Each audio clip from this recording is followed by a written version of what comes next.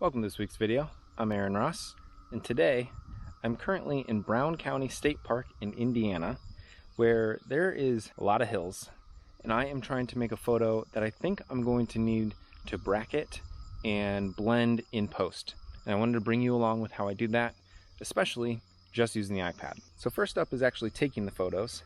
I am using my Fuji X-T3 50 to 140. I am currently zoomed in to just about 90 millimeters, and let's see, I have my aperture set at 6.4, shutter speed at 100th of a second, my ISO at 160. So that right now is exposing kind of the foreground of my image. My sky is pretty blown out, so that's not going to make that great of a photo. I'm going to need something a little bit more dynamic to make that actually pop. So what I'm going to do is I'm going to, just took that photo. I'm going to take that photo, and then what I'm going to do is I'm going to lower my shutter speed all the way down to 1/250th of a second. Now, basically my foreground is black, and my sky, there are some wispy clouds that are now appearing. So when I take that photo, again, not going to be a great photo, but I need to blend the two in post. So we're going to jump back to the office, and I'll show you how I do that on the iPad. All right, welcome back to the office. That was out in the field in Indiana. We are now back in the office. I have the iPad here with those photos that we're going to edit. We're going to do HDR editing on the iPad. Now, this is a feature that is not built into Adobe products like it is on the desktop version. On the mobile version, this is a little bit more of a workaround. So I want to walk through exactly what I'm doing and share that with you so that you can apply this technique to your photos to get that HDR look if that's what you're looking for. Now, if you're unfamiliar, HDR stands for High Dynamic Range, and that means that the sensors on our cameras can't necessarily get the full range of light that maybe our eyes can see or that we want to see in our images. So if your highlights are exposed correctly, maybe your shadows are a little bit too dark and you don't have enough detail in there to pull them out. And also vice versa. Maybe your shadows are exposed well, but your highlights are now blown out. So what you can do is you can take multiple exposures like we did there in Indiana, take exposures at different levels so that you correctly expose for the highlights, your mids, and your shadows. And then we can go in and blend those together. So we're going to walk through that here on my iPad.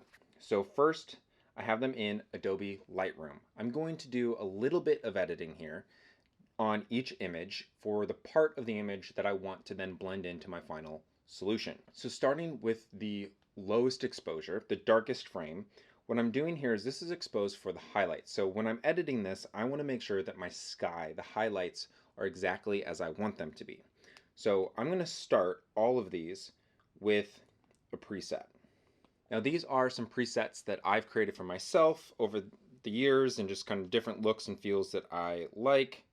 I think for this one, going between Clean Street and my version of Portrait 400, it's a little wispy but maybe a little cool.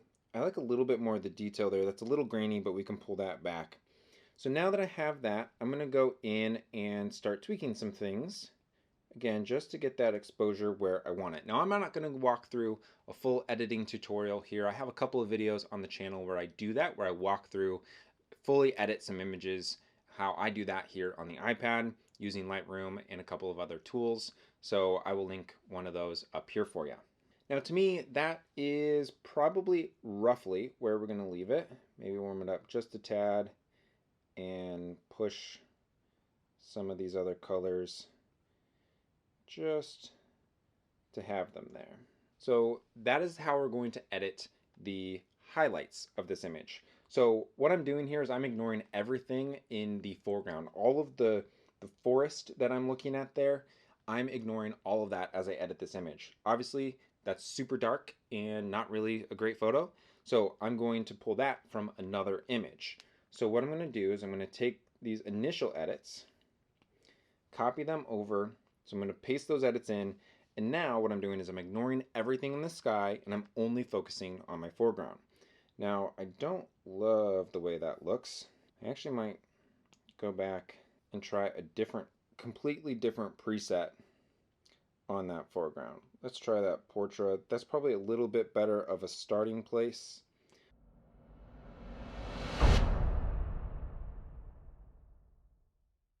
And we're going to call that good enough. Now, if I'm really trying to make the best image I possibly could, I'd spend a little bit more time editing each of these two images that we're going to blend together. But for now, I'm going to show you the technique of how I actually do that and blend both of them. So now that I have both of these images, the one on the left for the sky and the one on the right for the foreground, I'm going to export both of those images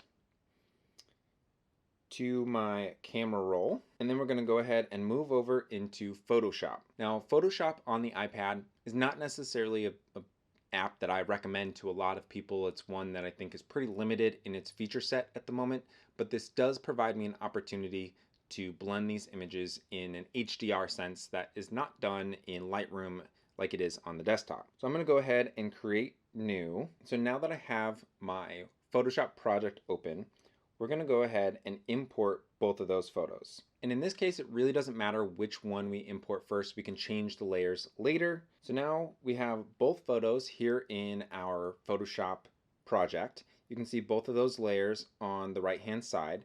And right now, the top image is the sky. That's the one that we want to keep the sky from. So in this case, we want to figure out how to erase that foreground and be able to pull the foreground from the image below it. So all I'm going to do is, now that I have both of these, I want to erase that foreground. So I'm going to go to this eraser tool up on the top, going to create the brush that I want, make that a little bit bigger. Hardness, we're going to pull these settings back a little bit because we want this to be gentle. We want to be able to fine tune this as we go. And so right about there, I think is going to be good. And one tip is to not do this all in one motion. Do individual brushes so that if something's a little bit too hard, you go a little too far into the sky, you can undo and not have to redo the entire erasing or brushing, right? So now that I have my brush settings where I want them, we can go in and start erasing that top layer of the photo. And to ease the transition from one photo to the other, you want to make sure that you're adjusting your brush as you go. And now if you want to do any